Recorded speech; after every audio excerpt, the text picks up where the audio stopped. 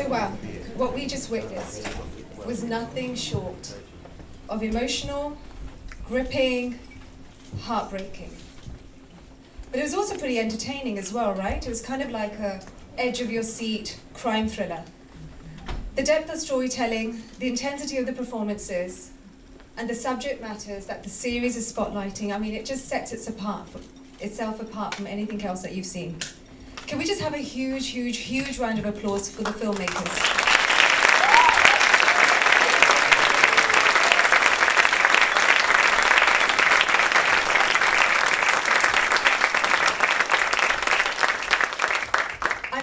To welcome our distinguished panelists to the stage. Each of them have played a very pivotal role in bringing Poacher to life, and their insights and experiences are invaluable to us understanding both about the series, but then also about the subject matters that the series spotlights as well. So please join me in welcoming on stage writer, director, creator of Poacher, and the Emmy Award-winning filmmaker Richie Mehta.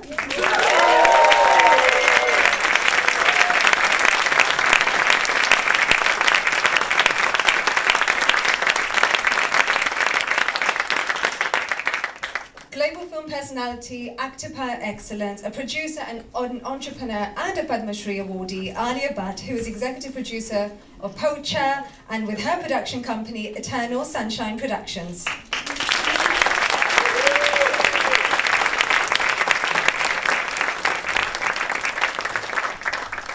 Could we also welcome on stage Raymond Mansfield and Sean McKittrick from Oscar-winning production house QC Entertainment.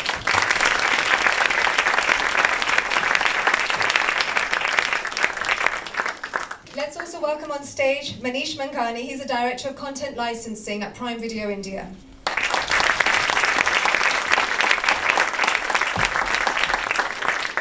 And we also have with us today wildlife cybercrime expert and the wildlife crime program manager at I4UK, Lionel Hishman.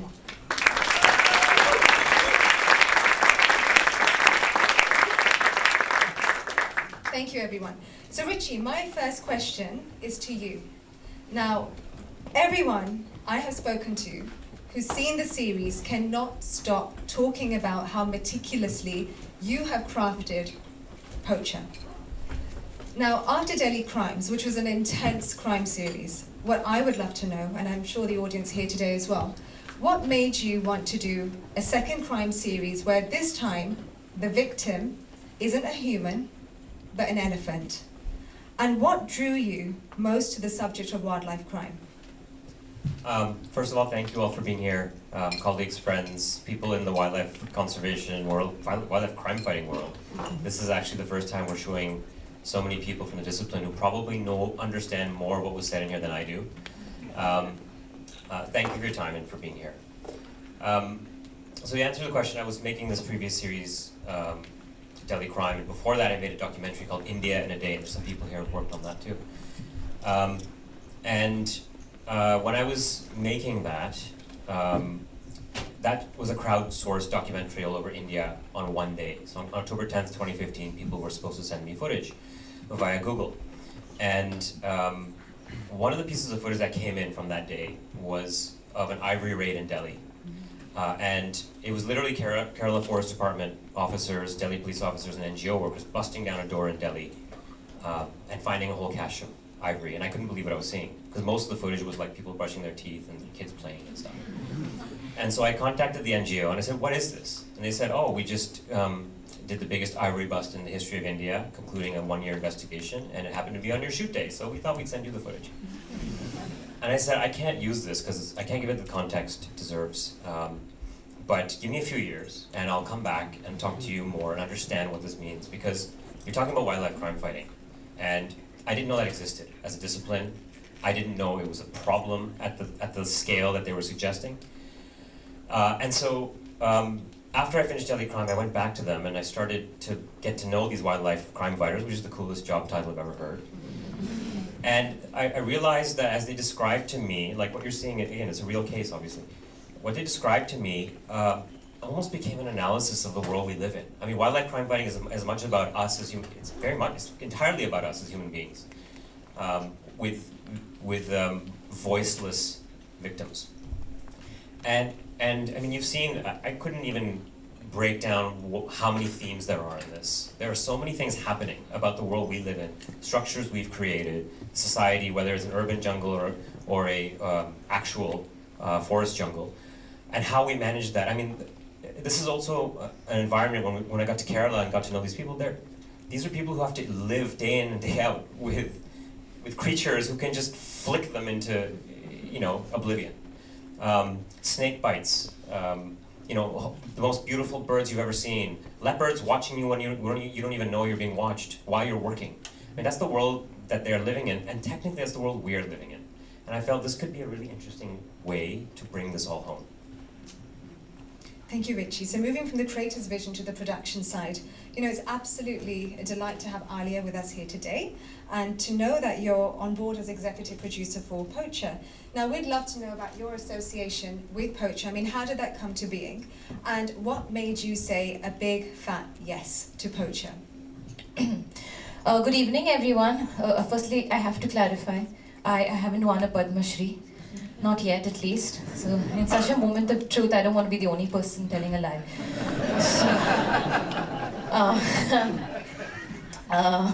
So yes, speaking of truth, I think Richie and I met very casually in 2022, not even to discuss Poacher, to talk about something completely different, and we spoke about everything under the sun. I was just weeks away from popping. I was pregnant at that time. So we spoke about parenting, we spoke about life, cinema, movies, etc. And then he just mentioned Poacher to me because he had just finished filming. He had spent about 6 months in the jungle, right? And I was very intrigued because I couldn't believe it was based on true events and I hadn't heard of anything like this. And my intrigueness or curiosity did not stop there. And post that, he was gracious enough to open up the world of Poacher to me. He sent me 2 episodes. So my sister Shaheen and I, my partner at Eternal, we watched it, and we jumped and moved. We were moved internally, we were moved externally, and I jumped right into it, not into his lap, but next to him, and said, listen, what can I do? What can we do? How can we help? And that's the beautiful thing about this whole association and everybody coming on board. I think there's just Richie's name and his intention was enough to understand, and enough to, there was no yes. There was just, yeah, cool, next, And here we are, couple of days away from it dropping globally. And yeah, we're really excited.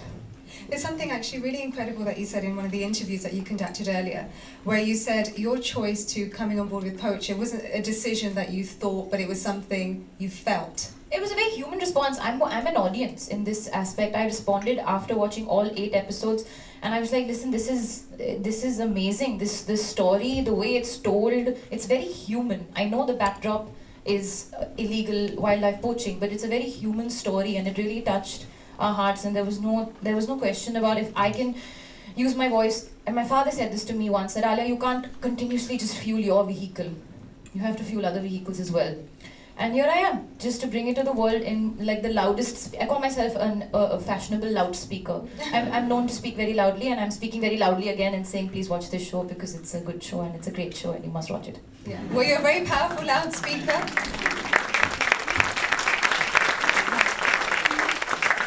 So now turning our attention to Ray and Sean of QC Entertainment. Now you guys have a track record for producing some really captivating, thought-provoking, Oscar-winning productions like Get Out, Black Klansman, etc., etc. Poacher, as we've all seen today, is a deeply Indian-rooted series. Now, are there certain elements or aspects of the series that when you saw it, and please correct me if I'm wrong, but it's quite different to probably what you've done before, right? I mean, is this... It's different in certain aspects, but not in others, because ultimately for us, entertainment is an opportunity to tell a story that creates understanding, that creates empathy, that has the power to change the way people feel and think. If you look at a Get Out or a Black Klansman or a Poacher, I think we're going for the same thing in all of those stories.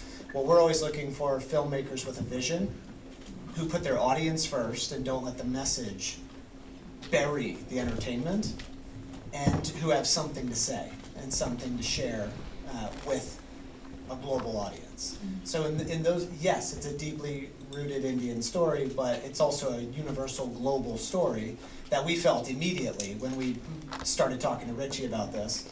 And I think in the respect of entertainment forward stories with something to say, something to have a meaning, entertainment with purpose, it fits right in with Get Out, Black Klansman, and many of the other projects we do. It's amazing. And Sean, in terms of some of the elements in Poacher, I mean, were there anything there particularly that you thought, you know what, this can really resonate with not just the Indian diaspora, not just Indians in India, so national audiences, but this could actually go global? Well, I mean, it's purpose. This is a global show. We share the same planet, and these are people who are out fighting these criminals who are actually actively destroying our planet. So, I mean, the global aspect of that is obvious to me. As far as Richie, just how he told us the story. I don't know, 5 years ago. Wow. About 5 years ago, and then he would call us randomly. Like, I just was outside a train station. I met with a crime fighter for 10 minutes with a bag, and it was crazy. And he told me the story, and he's going to work with us. And so we just kept hounding him because the story was so fascinating. And so, just as a basic crime story alone, it was fascinating. Let alone the impact and themes that it carries. It's incredible. So, Manish, now Poacher, as we've learned and are seeing, is a rich addition to your already robust lineup of originals on Prime Video, right? But so we've got this gripping crime series based on a true story, very relevant subject matter. You've got a formidable team on and off screen as well. What are your expectations of Poacher? So I think outside of this show being, this gripping, edge of your seat crime thriller, it's also highly thought-provoking. And, not very often do you get to work on, subjects that are, universal, they're important, and I think they're also almost urgent. Like, this is a story that must be told, and it must be told now. The second thing is, I believe, and this is something that I've been following Richie's work for many years now. Outside of this phenomenal creator, he's a researcher, right? And he does tons and tons and tons of research, and he's going to put years into a show, and you can see some of that, in the first episode. There's a lot more that's yet to come, and it's really keeps you highly engaged. This is a show that's also multilingual. It's truly a global show. It's rooted, it's authentic, it's a story that transpired and it began in Kerala, and then it went all the way across the country into the distribution and so on. So you can see that it's truly multilingual. It's Malayalam, it's Hindi, it's English, and I think it makes it truly global in that sense. And again, it's the subject itself, right? So I believe that for viewers, it's not just about the engagement, but it's a lot of entertainment and thought-provokeness that comes from this kind of a narrative. I'm also excited about the talent in the show. Nimisha, I think she's just phenomenal. She's been on Great Indian Kitchen. That was on Amazon Prime Video. We worked with Roshan, twice in the past. He's been on See You Soon, which has gotten very good critical acclaim. And there's Dibyendu sir. He's been in Mirzapur too, and he's done just the body of work of this talent and them coming together has been, really fantastic for us. The producers, Ray and Sean, Oscar winning. I think it's their belief in this project and what this can do, and how this appeals to everybody. It's irrespective of the geography, the location, agnostic of the language you speak. But this is something that's gonna really, cut across all our audiences. Last but not the least, Alia coming on board as an executive producer, national award-winning executive producer. I think we're really excited about this one. A lot of what has happened here has come together so naturally, and like they say, all great things just happen effortlessly, and this is one of those. And definitely very excited about this show, launching worldwide 23rd, and just a few more days to go. We're releasing all episodes at once, so we'll keep you at the edge of your seat, but won't keep you waiting. Yeah, I think Poacher is just epitomizes divine intervention from the sounds of it, and from my conversations with Richie and the Amazon team as well. I mean, the way it's just happened, and the team that's just been brought together to make this happen on and off screen, I think is just incredible. And I think just having such influential figures to give more power to such a voice, to the voiceless, I think it's just so commendable. Now, Lionel, so you work at i4UK, which does some very crucial work against the fight against illegal wildlife crime.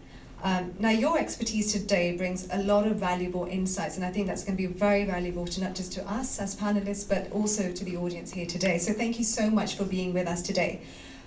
Were you aware of the case that happened in Kerala in 2015? I saw a few articles in The Guardian, there were a few other stories in the media as well, but look, I didn't see that much, but you being in the sector, did you know this case happened? And could you kindly give us some sort of insight into, wildlife crime? I mean, just how big of an impact does it have? Before, so I just want to say Leonella does know the person that Roshan is playing, the fake snake doctor. He knows him well. For the best and the worst. I wanted to come up with a nice story, but actually I checked, and on the 11th of October 2015, I was probably revising for my math exam. But I heard of it much later when coming into this world. But on the question around wildlife crime, this is a global issue. And first of all, thank you for the whole team for showcasing this around the world. I think it's really important to shed some light on those fighting on the ground.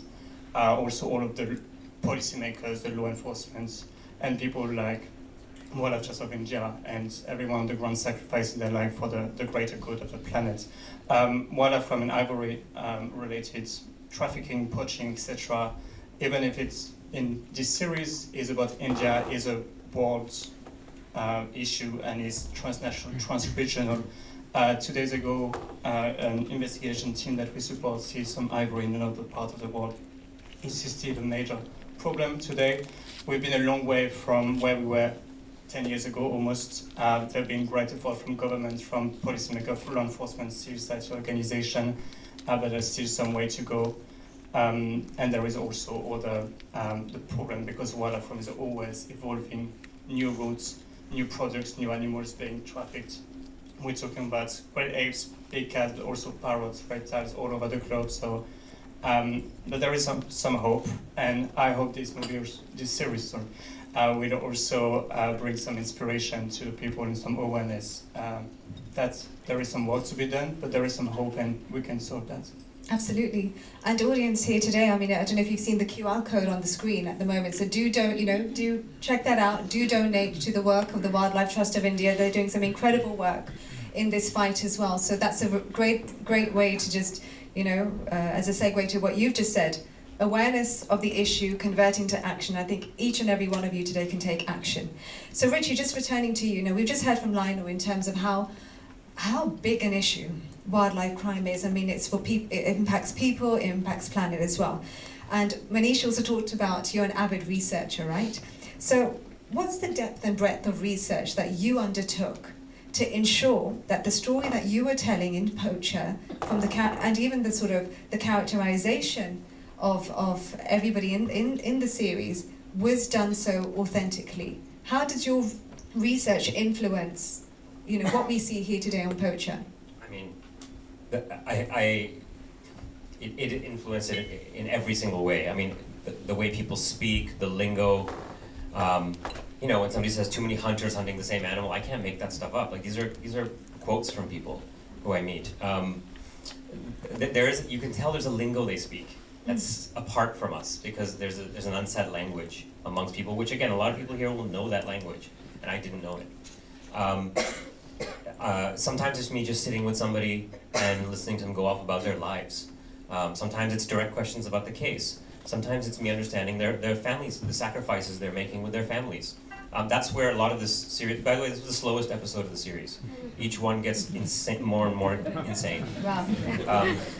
And understanding the nature of some of the hijinks they get up to. I mean, these people, I can't describe it. I tried to. We have tried to as a team describe it, and you'll see it. But they would tell me, like, there's an incident in episode 5 where this snake Charmer and Maala, they realized one of the potential dealers is a very powerful person. And so they have to apprehend this person, but that person can't make a phone call, because if they do, they're out. So they essentially have to kidnap them. And but he promised his wife he'd go to a wedding, and his marriage is on the rocks. So he's got to go to the wedding, but somehow he's got to sneak out during the wedding so she doesn't notice, and go kidnap somebody and then come back. I cannot make this stuff up. And when you're watching it unfold, I mean, from a dramatic standpoint, I'm like, this is amazing. It just so happens you're also trying to save the world. So it helps. It just gets zanier. So the data I was gathering over the course of a couple of years, I just kept getting it. And then the pandemic hit, and we were all homebound, and I sat home for 18 months and wrote it. Kind of sorted out this structure. But the thing that struck me the most is, of all the people I've ever met, this group of people, there's no question in their minds and their hearts and their souls about what they're fighting for. How many times have we seen cop dramas where somebody's a hardened homicide detective and they start to question what they're doing because all they're seeing is human bodies all the time and babies with their heads split open, and it's like, why am I doing this? This is not the case here. They are absolutely certain. This is why I'm doing it. And the way Lionel, by the way, just said it, he said it as a by the by, that they're just fighting to save the world. That's what I'm talking about. He's one of them. And when I hear this, I say, wow, I've never seen altruism like this. These people are willing to fight for species. That obviously ends up also being an anthropocenic argument about our well-being. But these are species that, like for an elephant, Asian elephant, you don't want to encounter an Asian elephant in the wild. They're very, very aggressive species. So you're fighting on someone's behalf that if they see you, they'll kill you. That's the person you're protecting. That's the creature you're protecting. That's altruism. And when I got to know this, after a while I said to them, how can I help you? And they said, I'll tell you what, boss. We can get the poachers and the smugglers and the dealers. We can't get to the buyers. They're just too powerful. If you could get something into their homes, maybe appeal to their children because they're sitting around watching series all day, and maybe appeal to their hearts to stop them from ordering. I said, the mechanism of the film industry may be actually able to help. And that's where, so I said, how can I help you? I took that. And then everyone along the line, Ray and Sean said, how can we help you? I said, well, this is what we're trying to do. Manish, how can I help you? This is what we're trying to do. Alia, how can I help you? This is exactly how this is unfolding.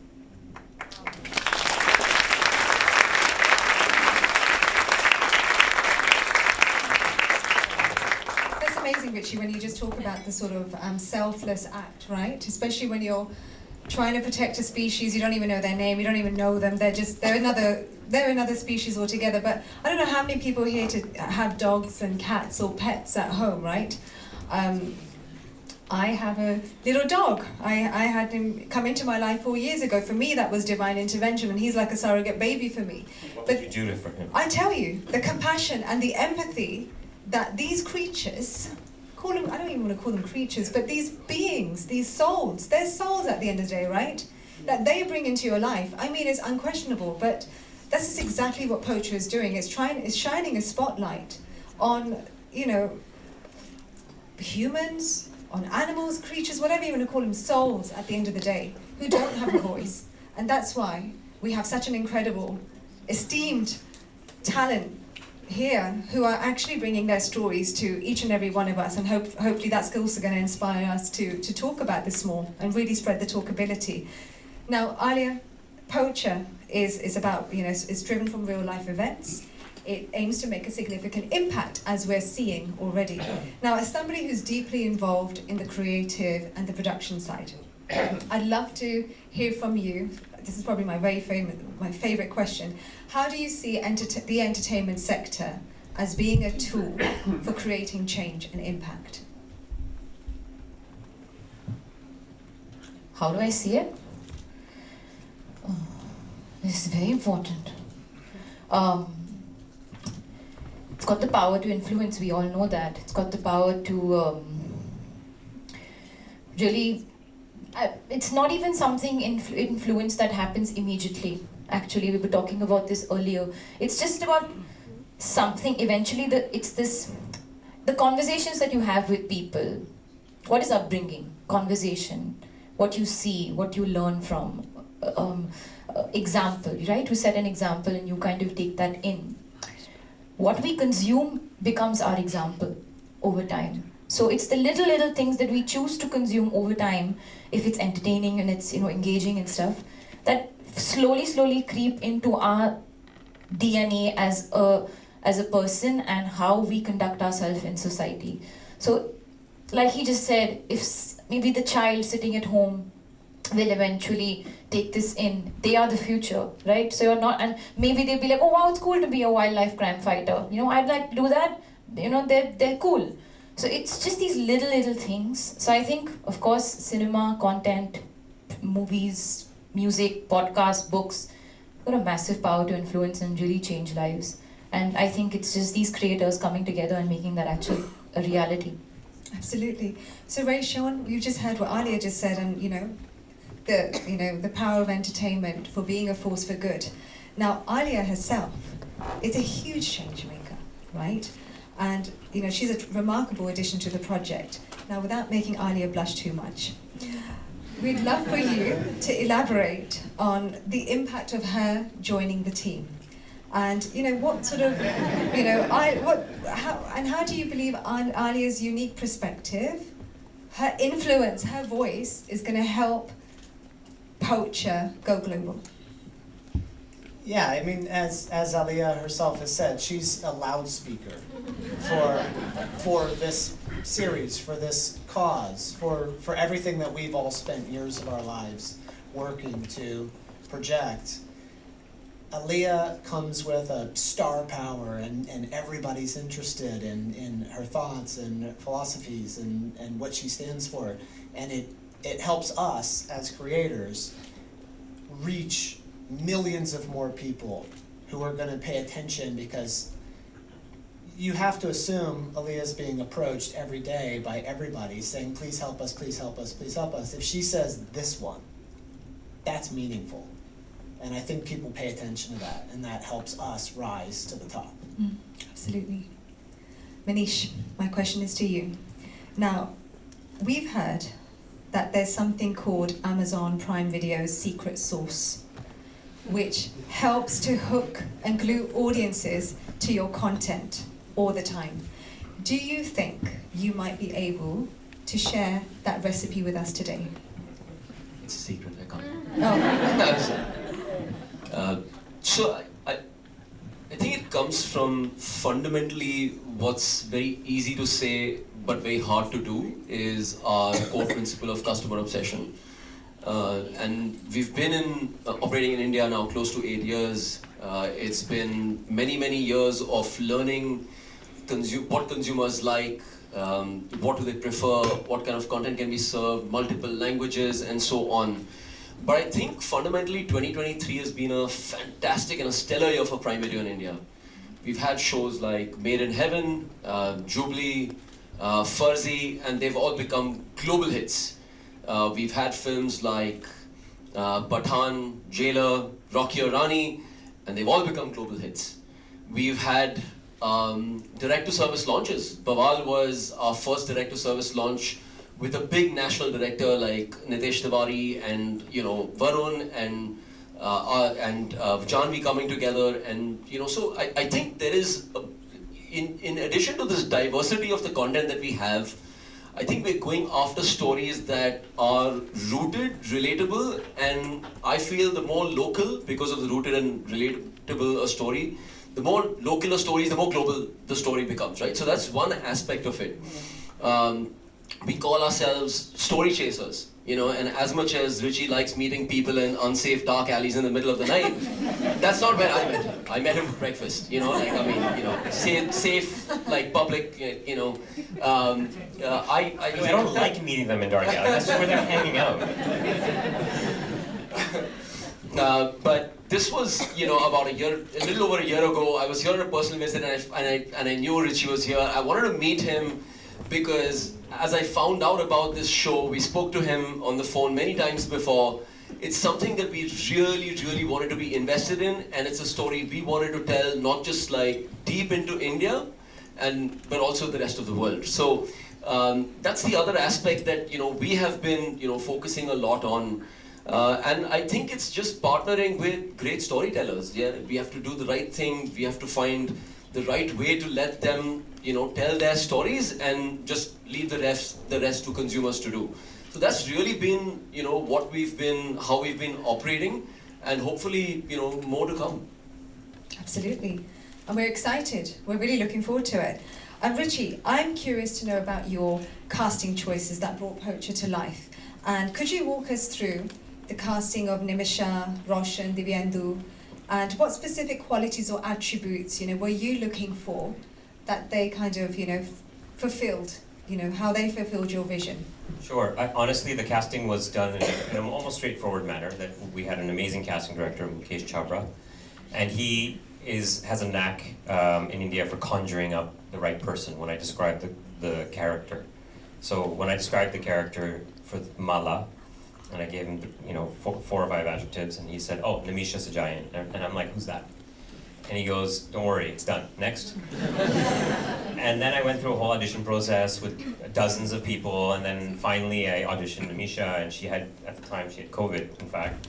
She was just recovering, she was at home, she was half-assed in the audition, reading it off her phone on a Zoom call, not into it at all, and she kind of blew everyone away. And I'm just like, she just is that person. And that goes the same with Roshan and Dibyendu and everyone else. And for me, it's, like I said, I made a promise at the beginning, so I'm trying to now adhere to that promise in every aspect of the DNA of the show. I will say the most difficult casting I had to do were the animals. And is somebody from MPC here? Chris, I think somebody, you guys don't know who's supposed to come or not. Anyway, so MPC, so obviously the opening shot, no animals were harmed. So the whole thing about this is that all the animals are computer generated, and that was I consider that casting. That's something that we had to do because there's a performance to it. And if that doesn't work, none of this works. So that's the stakes. And there's a whole thread, there's a whole story thread of the animals that builds up to the end of episode 8. And that was Moving Picture Company, which is all over the world, VFX house. And they did the Jungle Book and Lion King remakes. And so they're the best animal people in the world. And we worked with the Indian team, so all Indian artists. And my thing was, I remember when I saw Jungle Book years ago with a friend, Tony's over there, we were watching it, and I remember thinking, wow, they're so lifelike, and they're singing and dancing. If we could use that, actually to protect these species, to depict them in a manner we've never seen. So for example, that opening scene, and please correct me if I'm wrong, Lionel and Grant and other people, I don't think any human being has ever seen that image, unless you're perpetrating it. And I thought that could be a very interesting perspective, because we've never seen it. You've seen, fortunately, we've had experiences of human beings passing away, but never an elephant like that. So that was a huge, huge part of the casting of this project. Absolutely, and I love how in every single episode, you just see a little glimpse of a beautiful little animal just quietly getting on with their lives, coexisting with us humans, right? And you'd be so intrigued. Like literally every episode, you'll find something new. You'll find a new animal, So and most of the time, they're watching us from a distance or afraid, and they run away. Yeah. Which my instinct says that's probably what's happening. Yeah. And obviously, they see us more than we see them. Absolutely. Now, Ray, Sean, before we conclude, I'm eager to hear from both of you with Poacher's imminent release on the 23rd of February on Prime Video, everybody. Could you encapsulate 3 compelling reasons why audiences around the world should watch Poacher? Just 3. Wow. Exciting, meaningful, unforgettable. Nice.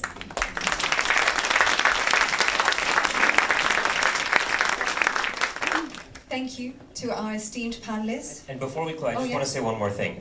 When we had that breakfast, Manish told me something I'd forgotten, and this is not a plug for Amazon. I don't need to. They're here. But they have something that no other streamer on Earth has, which is something called the X-ray feature. If you've ever paused an Amazon show, trivia comes up. It can come up if it's supplied. So I've compiled with the Wildlife Trust of India and other groups a very elaborate X-ray addition to this series. So every time you pause it, every animal you see, all the data on that animal is going to come up. That's for the whole series. So the Malabar hornbill, the bonnet macaque, the Asian elephant, the Indian leopard, everything you see, ants, leeches coming later. I mean, there's about 75 species we went into, and everything about. So even for children, if they're watching this, just pause it and there it is. You can see what they contribute to our ecosystem, why we have to preserve them, and what their threats are. It's all listed. So No, and thank you.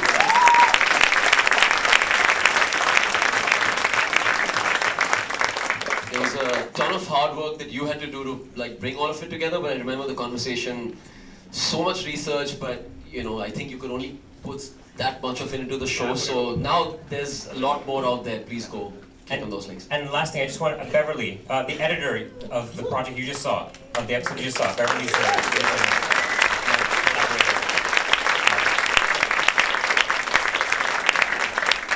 there is a chance this would be completely incoherent without her. So thank you so much to our esteemed panelists for sharing their invaluable insights and making this discussion truly enriching. Could we just have another huge round of applause for it?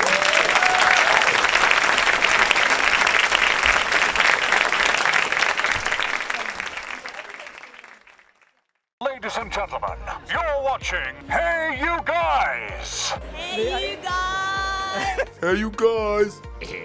Hey, that's what they all say. Hey, you guys! Hey, you guys!